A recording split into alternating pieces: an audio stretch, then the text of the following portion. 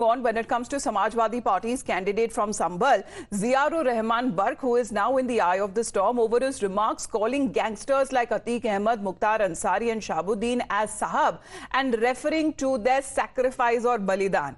He says that Atiq Sahab, Mukhtar Sahab, Shahabuddin Sahab made the ultimate sacrifice and everybody knows what happened with them. Chief Minister Yogi Adityanath was trying to put fear inside our hearts, but we are not afraid of anybody here, and every person should take an oath and don't let martyrdom go waste. So he's been calling all of them and referring to them as shaheed or as martyrs.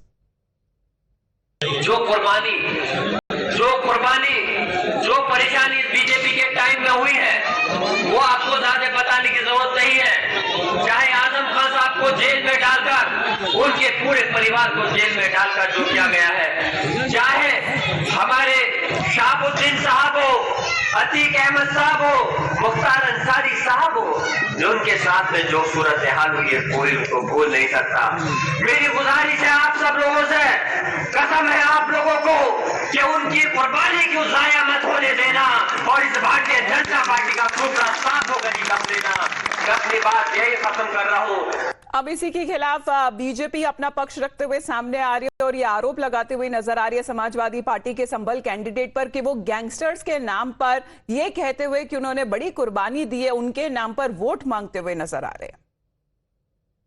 Sapa, Baspa और कांग्रेस जैसे राजनीतिक दलों ने मुस्लिम कौम के साथ एक बड़ा अपराध किया है। मुस्लिम अपराधियों को मुस्लिम कौम का रहनुमा और नेता घोषित करने का काम किया और अब तो इंतहा हो गई है जब समाजवादी पार्टी के तमाम नेता आज मुख्तार अंसारी, अतीक अहमद और शहाबुद्दीन जैसे कुख्यात माफिया डॉन के नाम पर आज वोट की अपील कर रहे हैं। ये देश को कहां तक लेकर के जाना चाहते हैं? मजहबी तुष्टीकरण के लिए अपराधियों को रहनुमा घोषित करने का प्रयास कर रहे हैं। लेकिन यहीं पर एक्शन पे उतर आई उत्तर प्रदेश की सरकार और उनकी तरफ से एक एफआईआर भी दर्ज कर दी गई है ज़ियाउर रहमान बर्क के खिलाफ। एक बार अदीब के पास चलते। अदीब हमारे साथ लाइव जुड़े हुए हैं। गुड मॉर्निंग अदीब, एक्शन के बारे में बताइए, क्या आखिरकार एक्शन लिया गया उत्तर प्रदेश सरकार की तरफ से? जी बिल्कुल, देखिए अमिता, जिस तरह से ज़ियाउर रहमान बर्क जो समाजवादी पार्टी के संबल से कैंडिडेट है, उन्होंने जो भड़काऊ बयानबाजी करी थी उसके बाद जो है पुलिस एक्शन में आई है और एफआईआर दर्ज करी गई है ज़ियाउर रहमान बर्क पे। वीडियो के आधार पर, जो वीडियो रिकॉर्डिंग हुई थी उसके आधार पर सपा विधायक और उनके लोकसभा उम्मीदवार ज़ियाउर रहमान बर्क पे एफआईआर हुई है। साथ ही में 4 से 5 अज्ञात लोग हैं जिनके ऊपर संभल सदर कोतवाली में मुकदमा दर्ज हुआ है। आईपीसी की धारा 171, 153A और 188 के तहत ये मुकदमा दर्ज हुआ है।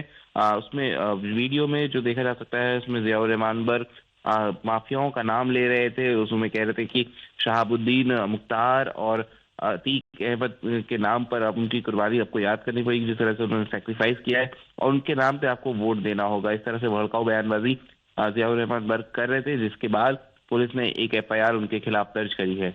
चलिए, धन्यवाद आपका अदीब हमारे साथ जुड़ने के लिए। As far as the case is now concerned, when it comes to Uttar Pradesh, the BJP run government in the state has now filed an FIR against the Samajwadi Party leader. With that, we head into a short break.